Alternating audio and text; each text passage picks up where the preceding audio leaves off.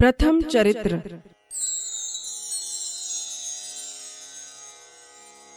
मार्कंडेय पुराण की सावर्णिक मनवंतर की कथा के अंतर्गत देवी महात्म्य के प्रथम अध्याय में वर्णित श्लोकों को प्रथम चरित्र कहते हैं, यानी श्लोक क्रमांक 1 से 104।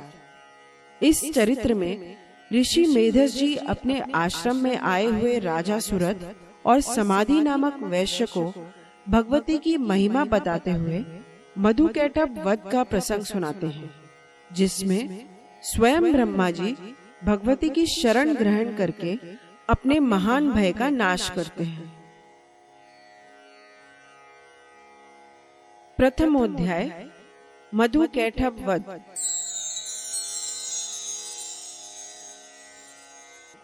श्री दुर्गायै नमः।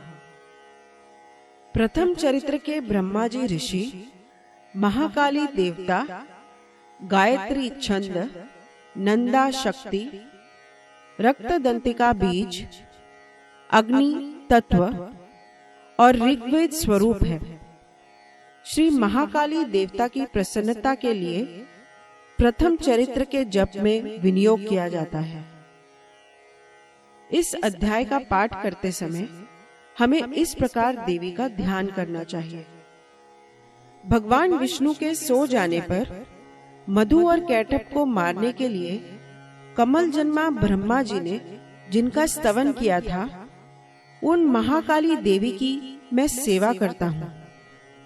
वे अपने 10 हाथों में खड्ग, चक्र, गदा, बाण, धनुष, परिघ, शूल, भूशुंडी, मस्तक और शंख धारण करती हैं। उनके 3 नेत्र हैं। वे समस्त अंगों में दिव्य आभूषणों से विभूषित हैं।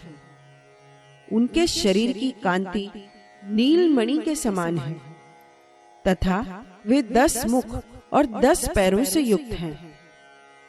मार्कंडेय जी बोले, सूर्य के पुत्र सावर्णी जो 8वें मनु कहे जाते हैं, उनकी उत्पत्ति की कथा विस्तार पूर्वक कहता हूँ, सुनो। सूर्य कुमार महाभाग सावर्णी भगवती महामाया के अनुग्रह से जिस प्रकार मनवंतर के स्वामी हुए, वही प्रसंग सुनाता हूँ। पूर्व काल की बात है। स्वारोचिष मनवंतर में सुरथ नाम के राजा थे, जो चैत्र वंश में उत्पन्न हुए थे।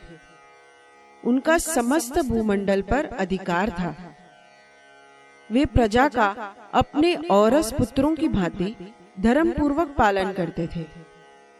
तो भी उस समय कोलाध्वंसी नाम के क्षत्रिय उनके शत्रु हो गए। राजा सुरथ की दंड नीति बड़ी प्रबल थी। उनका शत्रुओं के साथ संग्राम हुआ। यद्यपि कोलाध्वंसी संख्या में कम थे, तो भी राजा सुरथ युद्ध में उनसे परास्त हो गए। तब वे युद्ध भूमि से अपने नगर को लौट आए और केवल अपने देश के राजा होकर रहने लगे। समूची पृथ्वी से अब उनका अधिकार जाता रहा, किंतु वहां भी उन प्रबल शत्रुओं ने उस समय महाभाग राजा सुरथ पर आक्रमण कर दिया। राजा का बल क्षीण हो चला था, इसलिए उनके दुष्ट, बलवान एवं दुरात्मा मंत्रियों ने वहां उनकी राजधानी में भी राजकीय सेना और खजाने को हथिया लिया। सुरथ का प्रभाव नष्ट हो चुका था, इसलिए वे शिकार खेलने के बहाने घोड़े पर सवार हो वहां से अकेले ही एक घने जंगल में चले गए। वहां उन्होंने विप्रवर मेधा मुनि का आश्रम देखा, जहां कितने ही हिंसक जीव अपनी स्वाभाविक हिंसा वृत्ति छोड़कर परम शांत भाव से रहते थे। मुनि के बहुत से शिष्य उस वन की शोभा बढ़ा रहे थे। वहां जाने पर मुनि ने उनका सत्कार किया और वे उन मुनिश्रेष्ठ के आश्रम पर इधर उधर विचरते हुए कुछ काल तक रहे। फिर ममता से आकृष्ट चित्त होकर वहां इस प्रकार चिंता करने लगे, पूर्व काल में मेरे पूर्वजों ने जिसका पालन किया था, वही नगर आज मुझसे रहित है। पता नहीं मेरे दुराचारी भृत्यगण उसकी धर्म पूर्वक रक्षा करते हैं या नहीं। जो सदा मद की वर्षा करने वाला और शूरवीर था, वह मेरा प्रधान हाथी आज शत्रुओं के अधीन होकर न जाने किन भोगों को भोगता होगा। जो लोग मेरी कृपा, धन और भोजन पाने से सदा मेरे पीछे पीछे चलते थे, वो निश्चय ही अब दूसरे राजाओं का अनुसरण करते होंगे। उन अपव्ययी लोगों के द्वारा सदा खर्च होते रहने के कारण अत्यंत कष्ट से जमा किया हुआ मेरा वह खजाना खाली हो जाएगा।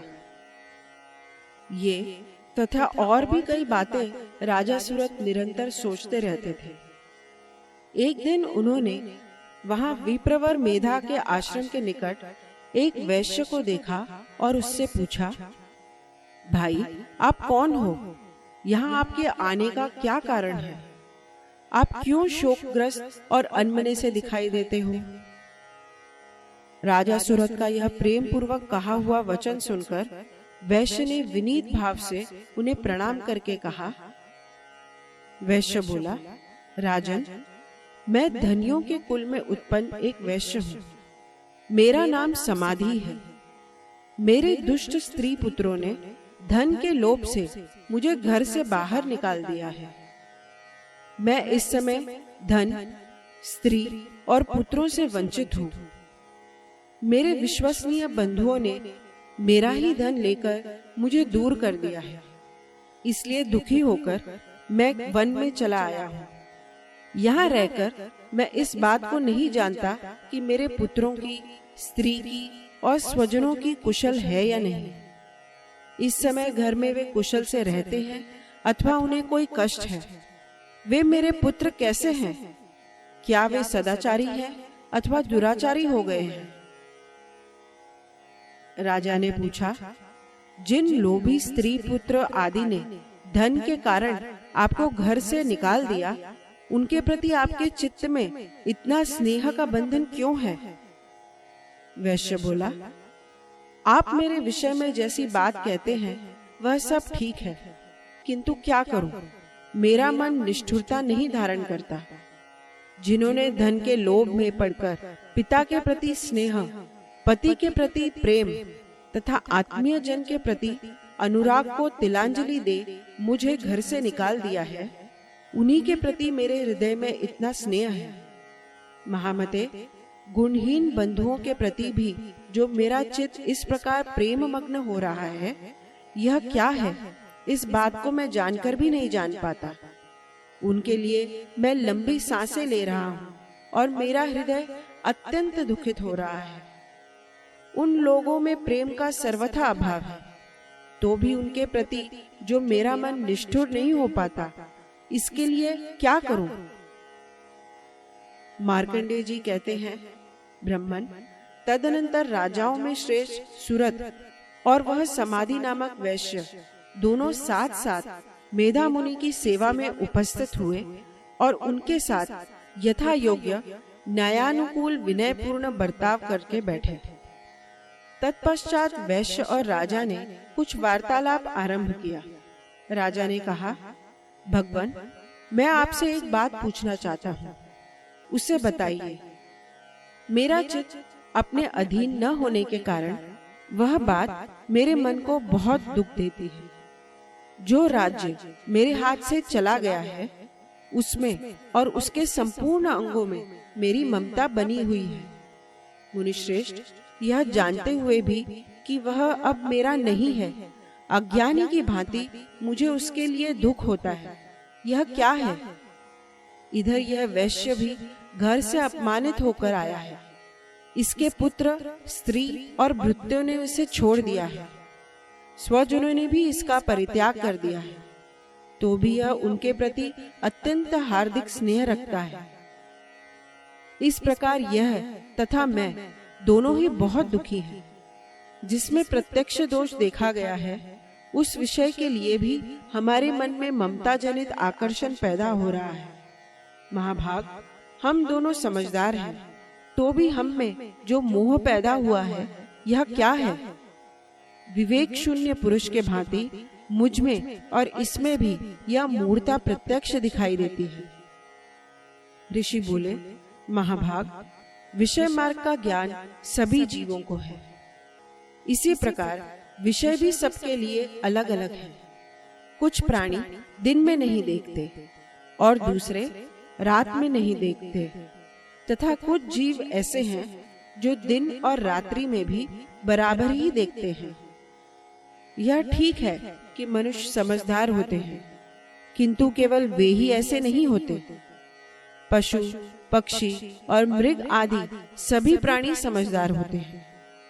मनुष्य की समझ भी वैसी ही होती है जैसी उन मृग आदि पक्षियों की होती है, तथा जैसी मनुष्यों की होती है वैसी ही उन मृग पक्षी आदि की होती है।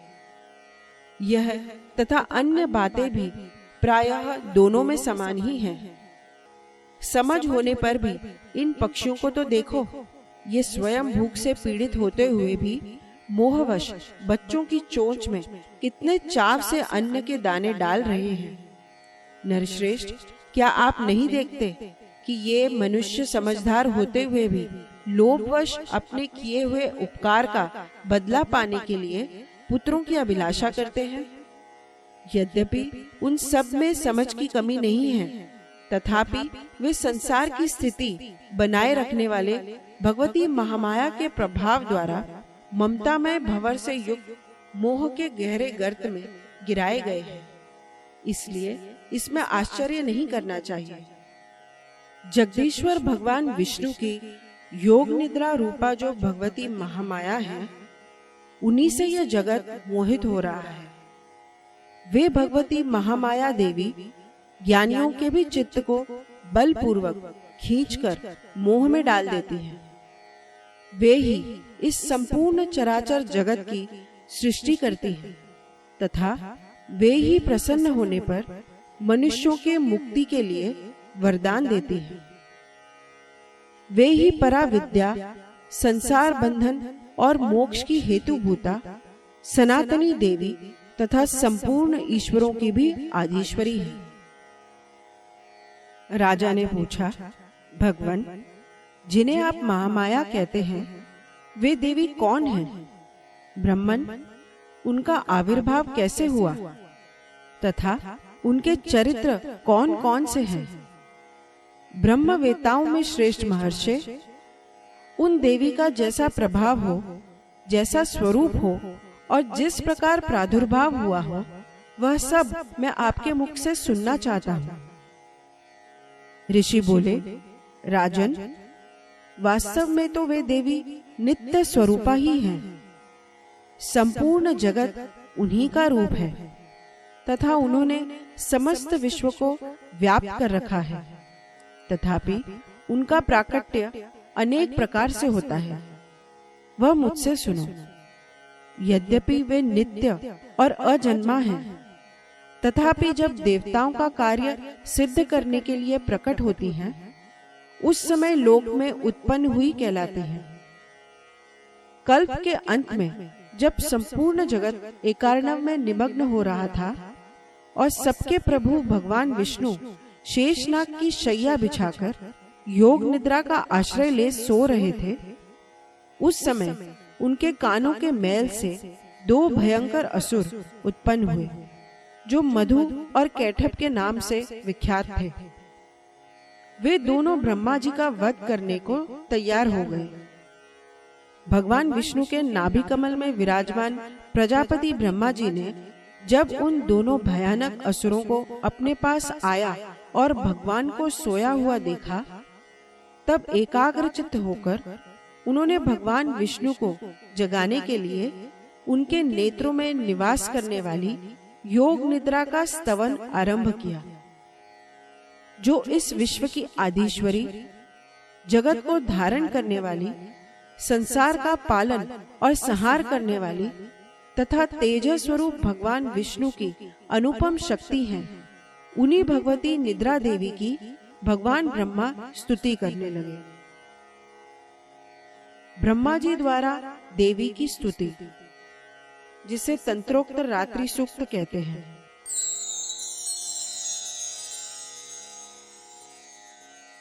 ब्रह्मा जी ने मधुकैटभ के भय उपस्थित होने पर जब जगदीश्वर को निद्रा के अधीन देखा, तब उन्होंने इस अध्याय में वर्णित उत्तम स्तुति, जिसे तंत्रोक्त रात्रि सूक्त भी कहते हैं, के द्वारा देवी दुर्गा को प्रसन्न किया। उन्होंने देवी से विनती की कि वे उन असुरों को मोह में डाल दें और भगवान विष्णु को शीघ्र ही जगाकर उनमें उन असुरों को मारने की बुद्धि उत्पन्न कर दें। इस स्तुति से प्रसन्न हुई देवी दुर्गा हमारे जीवन की सारी कठिनाइयां निःसंदेह दूर कर देती हैं। ब्रह्मा जी ने कहा, देवी आप ही स्वाहा, आप ही स्वधा और आप ही वषट्कार हो। स्वर भी आपके ही स्वरूप है। आप ही जीवनदायिनी सुधा हो। नित्य अक्षर प्रणव में अकार, उकार, मकार इन 3 मात्राओं के रूप में आप ही स्थित हो तथा इन 3 मात्राओं के अतिरिक्त जो बिंदु रूपा नित्य अर्धमात्रा है, जिसका विशेष रूप से उच्चारण नहीं किया जा सकता, वह भी आप ही हो। देवी आप ही संध्या, सावित्री तथा परम जननी हो। देवी आप ही इस विश्व ब्रह्मांड को धारण करती हो। आप ही से इस जगत की सृष्टि होती है। आप ही से इसका पालन होता है और सदा आप ही कल्प के अंत में सबको अपना ग्रास बना लेती हो। जगन्मयी देवी, इस जगत की उत्पत्ति के समय आप सृष्टि रूपा हो, पालन काल में स्थिति रूपा हो तथा कल्पांत के समय संहार रूप धारण करने वाली हो। आप ही महाविद्या, महामाया, महामेधा, महास्मृति, महामोह रूपा, महादेवी और महासुरी हो। आप ही तीनों गुणों को उत्पन्न करने वाली सबकी प्रकृति हो। भयंकर काल रात्रि, महारात्रि और मोह रात्रि भी आप ही हो। आप ही श्री, आप ही ईश्वरी, आप ही ह्री और आप ही बोध स्वरूपा बुद्धि हो। लज्जा, पुष्टि, तुष्टि, शांति और क्षमा भी आप ही हो। आप खड्ग धारिणी, शूल धारिणी, घोर रूपा तथा गदा, चक्र, शंख और धनुष धारण करने वाली हो। बाण, भूशुंडी और परिघ ये भी आपके अस्त्र हैं। आप सौम्य और सौम्यतर हो। इतना ही नहीं, जितने भी सौम्य एवं सुंदर पदार्थ हैं, उन सब की अपेक्षा आप अत्यधिक सुंदर हो। पर और अपर सबसे परे रहने वाली परमेश्वरी आप ही हो। सर्वस्वरूपे देवी, कहीं भी सत असत रूप जो कुछ वस्तुएं हैं और उन सब की जो शक्ति है, वह आप ही हो। ऐसी अवस्था में आपकी स्तुति क्या हो सकती है? जो इस जगत की सृष्टि, पालन और संहार करते हैं, उन भगवान को भी जब आपने निद्रा के अधीन कर दिया है, तब आपकी स्तुति करने में यहाँ कौन समर्थ हो सकता है? मुझको, भगवान शंकर को और भगवान विष्णु को भी आपने ही शरीर धारण कराया है। अतः आपकी स्तुति करने की शक्ति किसमें है? देवी, आप तो अपने इन उदार प्रभावों से ही प्रशंसित हो। ये जो दोनों दुर्धर्ष असुर मधु और कैटभ हैं, इनको मोह में डाल दो और जगदीश्वर भगवान विष्णु को शीघ्र ही जगा दो। साथ ही इनके भीतर इन दोनों महान असुरों को मार डालने की बुद्धि उत्पन्न कर दो। ऋषि कहते हैं, जब ब्रह्मा जी ने वहां मधु और कैटभ को मारने के उद्देश्य से भगवान विष्णु को जगाने के लिए तमोगुण की अधिष्ठात्री देवी योग निद्रा की इस प्रकार स्तुति की, तब वे भगवान के नेत्र मुख, नासिका, बाहु, हृदय और वक्षस्थल से निकलकर अव्यक्त जन्मा ब्रह्मा जी के दृष्टि के समक्ष खड़ी हो गई। योग निद्रा से मुक्त होने पर जगत के स्वामी भगवान जनार्दन उस एकार्णव के जल में शेषनाग की शैया से जाग उठे। फिर उन्होंने उन दोनों असुरों को देखा। वे दुरात्मा मधु और कैटभ अत्यंत बलवान तथा पराक्रमी थे और क्रोध से लाल आंखें किए ब्रह्मा जी को खा जाने के लिए उद्योग कर रहे थे। तब भगवान श्री हरि ने उठकर उन दोनों के साथ 5000 वर्षों तक केवल बाहुयुद्ध किया। वे दोनों भी अत्यंत बल के कारण उन्मत्त हो रहे थे। इधर महामाया ने भी उन्हें मोह में डाल रखा था। इसलिए वे भगवान विष्णु से कहने लगे, हम आपकी वीरता से संतुष्ट हैं, आप हम लोगों से कोई वर मांगो। श्री भगवान बोले, यदि आप दोनों मुझ पर प्रसन्न हो तो अब मेरे हाथ से मारे जाओ। बस इतना सा ही मैंने वर मांगा है, यहाँ दूसरे किसी वर से क्या लेना है।